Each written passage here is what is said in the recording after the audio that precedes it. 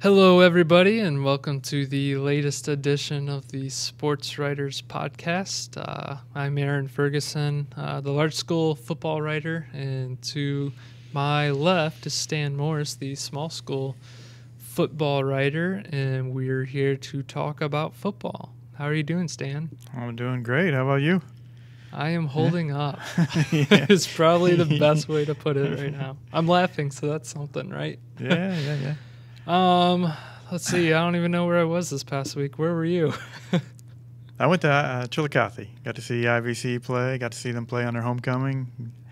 And they got a win that night, 33-28, beating Rantoul. IVC, they kind of tweaked their offense a little bit, or their rushing game a little bit. And whatever they did to it worked, because they got I think it was 314 or so yards rushing. Ethan Kemp, Alex Fulton, both had big nights, went over 100 yards rushing, a couple touchdowns there. And their quarterback, sophomore quarterback, Alex Merlot, he got about 60-some yards also, got in the end zone as well. Crazy game, though, man. They were up 20-0, looking like a blowout, and getting ready towards halftime, and all of a sudden Rantoul scores a touchdown with a few seconds left in the half. Then they first play of the third quarter, they take one 77 yards for a touchdown, and a few plays later, they score again, and 3 minutes gone in the clock time. It's 21-20. That Rantoul has the lead. All of a sudden, I was like, whoa, what happened? What just happened? But IBC was able to respond and come back. They scored a couple touchdowns, rushing touchdowns, were able to move the ball, and again, and get a big win for them for the homecoming. Good win for them. Good confidence builder for them. It's good to see that. So that's where I was. How about you?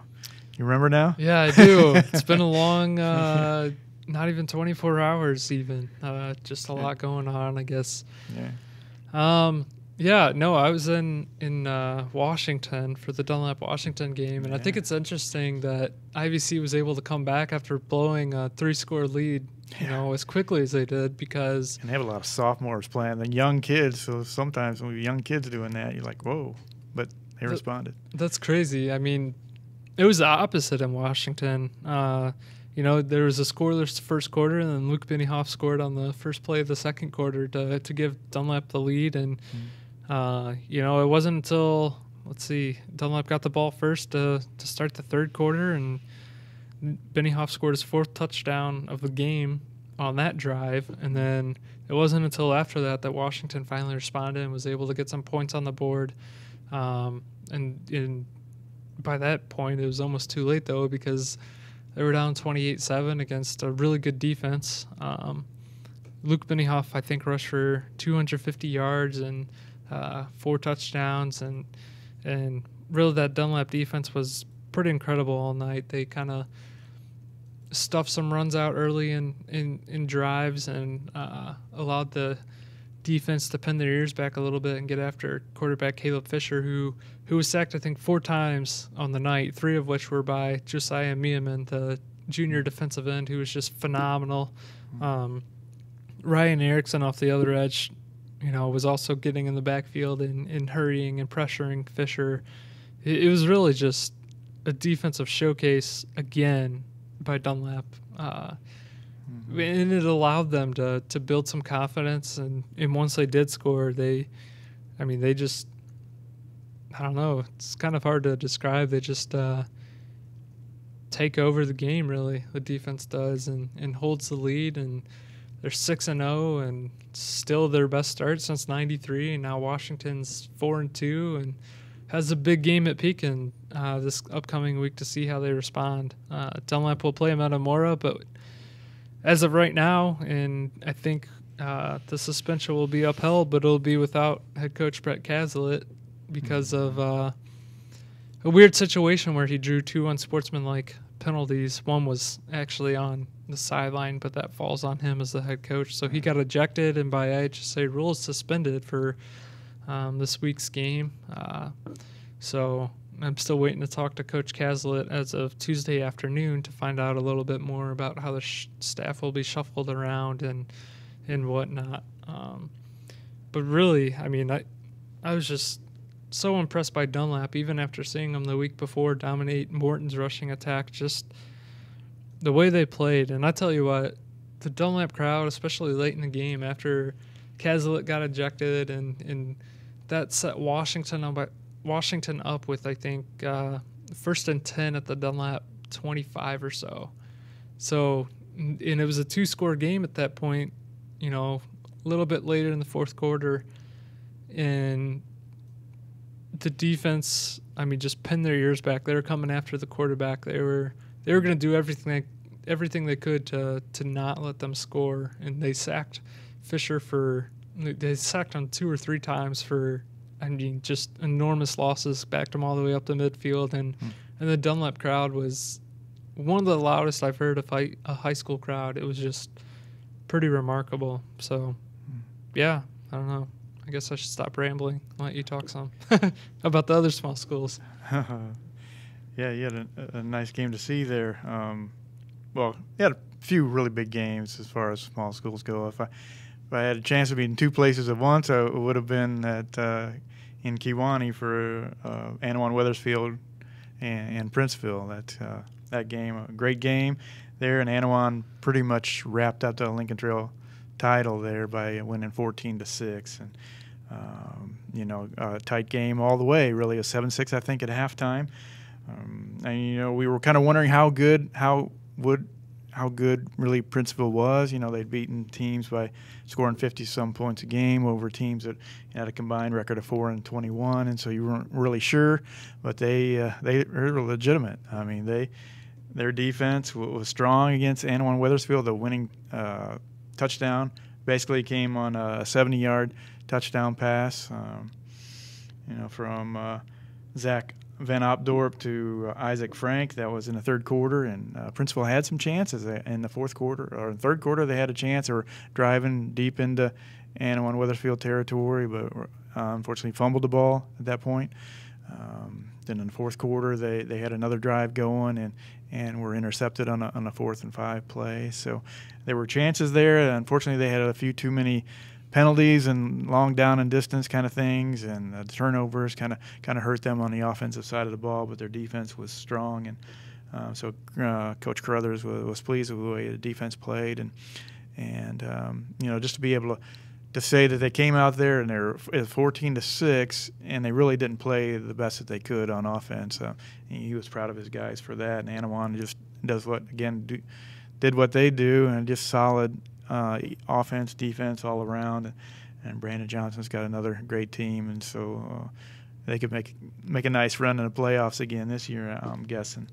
And then the Fieldcrest and DMAC going to Fieldcrest, and Fieldcrest pulled one out in the last minute of that game. DMAC was up 21-7 in the first half, and Fieldcrest was able to kind of grind back into the game and scored a touchdown with like a little over a minute to play to pull within 1. And then they, rather than just tying the game and settling, they went for 2. Got a pass play from Cam Grandy, their quarterback, to his main target, Derek May, and scored a 2-point conversion and wins the game. And so a great win for Fieldcrest, now 5-1 now, looking strong. DMAC has to kind of bounce back after 2 losses. They're going to play Leroy this week, so we'll see what happens there. But those were 2 big games of the week. Elmwood Brimfield kind of rolled. They show again doing what they do. They scored 60 points at Illini West, which is pretty impressive. 60-6 at Illini West, and Farmington goes to Bushnell, and they beat Bushnell Prairie City 40-6, and that's a pretty impressive win there too, and kind of setting up the showdown coming up, and we'll talk about that maybe a little bit later on. Havana gets their first win, beat Peoria Heights this weekend, so good for them, and so that's a few of the games, bigger games that were going on this past weekend, Smalls. I think it's interesting that the Anawan Wethersfield Princeville game was 14-6 when both these teams were scoring a ton. Yeah. It was kind of the opposite, and probably what was the next best game on the large school beat between Pekin and Morton, a 66-44 win for the Potters. They ran wild. The trio, quarterback Nolan Donald and wide receiver Jarrett Kreider and running back Bradley Getz. The number escapes me, and I don't have it written down, as you can see on Facebook Live. But they rushed for, I think, close to 600 yards at least. And they had 12 total touchdowns. I think one was a kickoff return by Bradley Getz, and the other 11, I think, were rushing touchdowns. And, I mean, their offense is good. There's no doubt about that. Their offense is very good. And it's just their defense, I think, that they're trying to shore up a little bit. Giving up 44 points isn't necessarily the greatest evening for defensive coordinator, but they won the ball game, so that's something to hang your hat on. And this week, I believe they actually get to go to East Peoria, so we'll see what adjustments they make there. Pekin will host Washington this coming weekend. Washington and Pekin are kind of in two different places right now. Pekin just gave up 66 points. So they're probably, looking to improve defensively. Meanwhile, Washington only scored 14. They only gave up 28. Their defense played pretty well overall, but they only scored 14 points, and I think that's probably a little more troublesome that they couldn't move the ball a whole lot in the first half. So two things to watch there when those two meet. Notre Dame and Richwoods was, I thought, pretty interesting. The Irish, surprisingly to me, they put up a ton of points. I don't remember the final score, but they put up a ton of points to beat Richwoods. Playing once again at their I guess unique home field advantage at Dozer Park. The only team to play there all 3 years so far in the it is the Shamrock Classic, but a good homecoming win for them. It seemed like their rushing attack, between Logan Cover scoring 5 first half touchdowns and adding a couple of other kids and getting healthy a little bit. I think they're a little banged up after the game against Peoria High a few weeks back, and it seems like they're starting to get healthy and get rolling right at the right time. Both those teams have some work to do to get playoff eligible.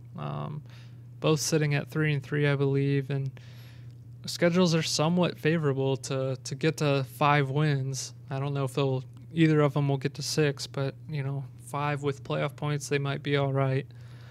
Metamora seemed to survive and advance for another week with a big win over Limestone, and then Canton got the win over East Peoria with backup quarterback Jake Smith, who I believe is just a sophomore.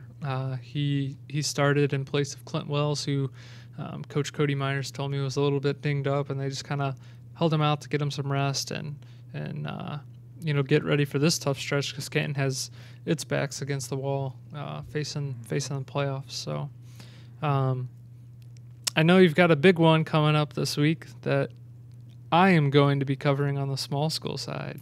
Right. So what should I know about Farmington and Elmwood Brimfield? Farmington Elmwood, the game of the year on the small school side, and I'm not even going to be able to be there for it. Hopefully I do it justice.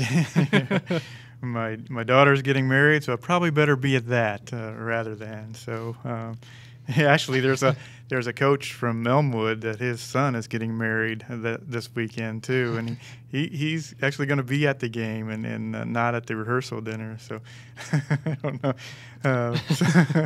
The son played for Elmwood, and so maybe son understood. I'm not sure about mom. If she maybe he'll feel a little guilty. Yeah, but anyway. That should be a good one. You're going to see a good one, I'm sure. They've played some really good games the last few years. Farmington has it's the passing spread game against the run. Elmwood can run and throw a little bit, but they're certainly known for the run. I mean, Farmington with Hayden Brott, junior quarterback, has thrown for over 1,300 yards, 18 touchdowns. They have a bruising back and Evan Marion that can get them yards on the ground if they need to go to the ground. So they got that kind of both things there. They got a defense that's only given up 9 points in the last 4 games. But Elmwood, again, 320 yards rushing. And they're doing it this year. They don't have – last year they had 2 1,000-yard rushers, guys that this year they're kind of doing it by committee. I mean, they had 10 guys last week. 1 week they've had 18 guys running the ball. So they move in a lot of guys that are moving it, running the ball. Sam Hedrick's been doing a lot of the carries here lately and doing a good job there. So, going to see a good one. And a few years ago, they kind of started the trend of the high-scoring games, the 77-64 game, like 2 years ago, was it, or 3 years? I don't know. Time flies, How was that one of those games? yeah. Way back in the day. Yeah. But who knows? I mean, it's one of those games where it's either going to be special teams or penalties or turnovers, or could even be weather. They're talking about potentially rain playing a factor, and who knows? Does that factor the run game, or does it factor the passing game where the quarterback and the receiver know where they're going and those kind of things? So we'll see how that all plays out. If it's a rainy and windy game, I'd say that's advantage Elmwood running the ball. So you'll see a good one for sure. Just hope the lightning stays away. Right, absolutely. Because then that's disadvantage sports writer. Yeah, right. For all of us. Yeah. Yeah. Might have to go into a press box for that one then. But another big game on a small school side, so the other side of the Prairie Land is kind of going to be decided too, with Knoxville and North Fulton playing.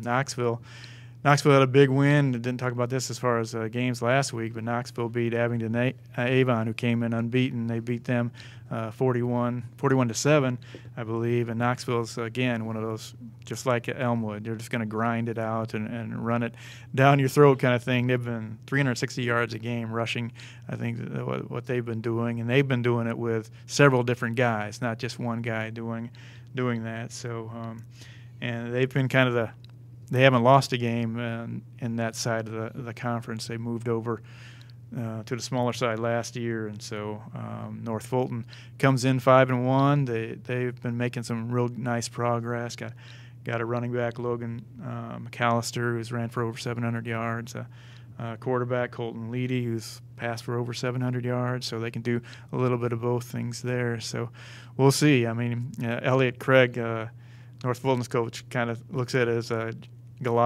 David versus Goliath kind of thing, with Knoxville being, they beat him really bad last year, like 57-0, and Knoxville has won that unbeaten, in that conference, and a 70-person roster, and North Fulton's here at 30 maybe, and so, but who knows? Anything can happen on high school football, right? So, it's not played on paper. It's not We've played on definitely paper. learned that. Right. Yeah. What about you? Looking forward to. I don't know. I think I'm just looking forward to seeing how teams stack up at this stage. A lot of players are dinged up right now. Some are probably injured. Some coaches make that discrepancy. I know Bloomington's senior quarterback Colton Sandage tore his ACL last week, and tip my cap to Colton because he's got a positive mindset. He's gonna bounce back from this, and obviously a terrific basketball player that really helped their sectional. They reached a sectional championship in basketball last year. Fortunately, he can't play that, but he is committed to Texas Arlington, and is going to be working to get back healthy so he can contribute as a freshman there. But in terms of the Bloomington quarterback situation, it sounds like they might be going towards Griffin Moore, who relieved him last week. I don't know. I don't know if there's a talent drop-off there or not. Definitely going to be some chemistry issues, I think, which could help Richwoods. Richwoods needs this game, I think. It's definitely not going to be easy to win your last two if you lose this week. They've got Normal West coming up, and then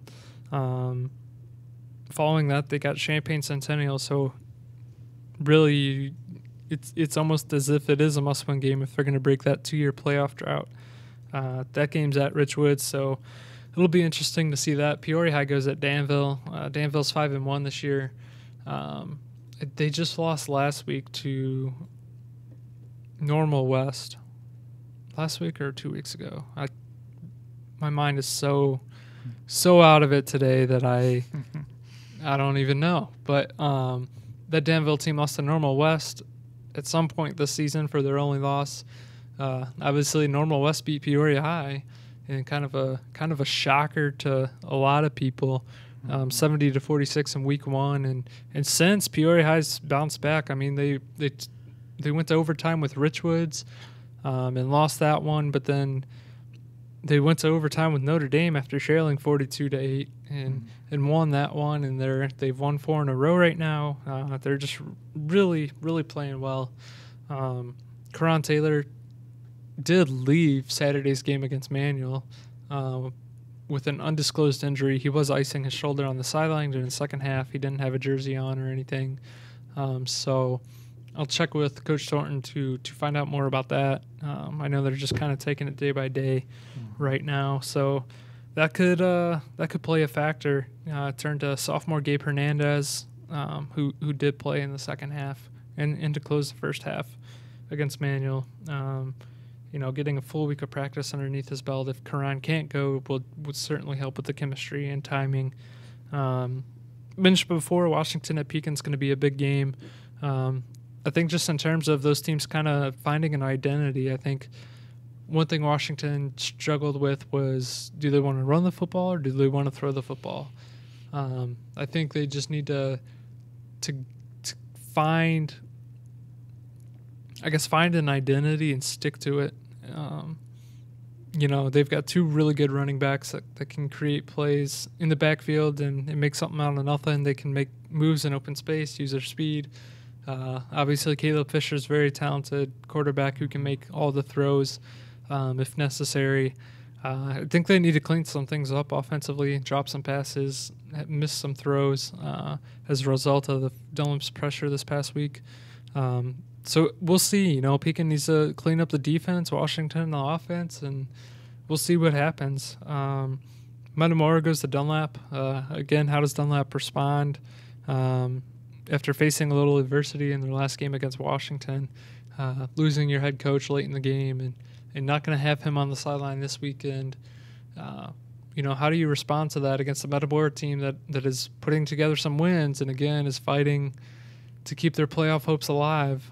They need to win out to get to 5 wins and just become playoff eligible. So, and then as I mentioned before, Morton's at East Peoria, Limestone's going to Canton, Manual's at Normal West, and Notre Dame's at Champaign Central. So some teams there that probably should take care of business, but again, the game's not played on paper, so anything can happen. Right. Yeah. Yeah, on the small school side, a couple of the games. IVC, after the big win, they go to St. Joseph Ogden. St. Joe, traditional power, but both teams come in 2-4. St. Joe has lost 4 in a row, and so we'll see if IVC can kind of keep that thing going. Princeville has another tough test with Mid-County. Mid-County comes in 4-2, and they got a good running back in Brett Woodside, who was hurt a lot of last year, but been healthy this year, and so it's they'll have to kind of curtail those miscues and penalties and turnovers, those kind of things, and kind of clean some things up there and just kind of get back on track. Stark County goes to United. Stark County's won 2 in a row, so they're 3-3 now. Looking probably go to 4-3. United hasn't won a game yet. Farmington at Elmwood, already talked about them. Let's see.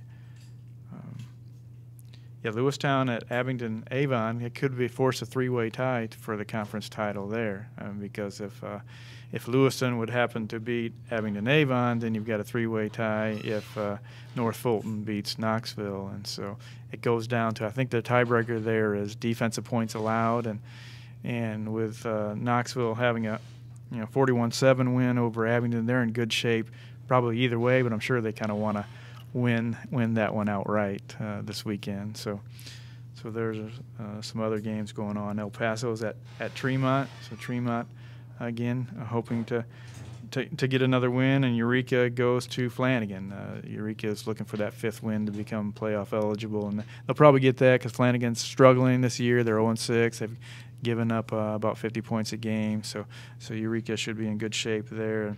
And DMAC, again, try to bounce back. Can they bounce back against Leroy, which has been, again, another traditional power that struggled this year too? They're 2-4, so we'll see how they respond to that. Coach Lindblom said that's his first time since he's been playing football since like 87 that he's experienced back-to-back 1-point losses. So they've lost 2 1-point games, and those are crushing. But can those seniors and the rest of that group kind of rebound from that and get a win against Leroy this weekend? Well, that's the difference between 4-2 and 6-0 right now. Right. 2 points. 2 points. Yeah. Yeah. That's tough. Yeah, that's pretty remarkable. But he does a good job over there, I think. If they get to the playoffs, which I'm sure they will, they even if they are 5-4, 6-3, they're going to be a tough out. Yeah, they'd be a tough 5-4, that's for sure. Yeah. Yeah. So they still have that. I mean, they still have Eureka to play, and they still have Tri-Valley. So those are tough tests for DMAC too coming up in week 8 and 9. So, yeah. It's getting crunch time. It is. In playoffs are starting football. we'll see, because the playoff outlook is, teams are already in. 6-win teams are already in. 5-win teams this week are playoff eligible, but they can secure one this week, and your 4-2s can be playoff eligible this weekend. So, yeah, it's getting a little clearer. It's a fun time. Fun time to be alive. Well, we're going to miss you Friday and your coverage. It's going to be strange not covering a game, but I'll be in the right place. Yeah, definitely. Definitely enjoy the weekend with your family and your daughter. And I don't know, have some fun. Yeah, should be a good time. Thank you. Cool. Yeah. Well, special thanks to our producer, Matt Dayhoff, sitting next to the camera over there. And doing all the behind-the-scenes stuff and laughing at our stupidness. We appreciate your support of the Journal Star. Please subscribe to us. It allows us to do so much more things that you really don't know you missed until they're gone. So I hope that you guys appreciate what we do and will continue to support us or decide to support us. So for this edition of the Sportswriters Football Podcast, thanks for joining us, and we'll see you Friday night or next week. All right. Thank you. Have a good one.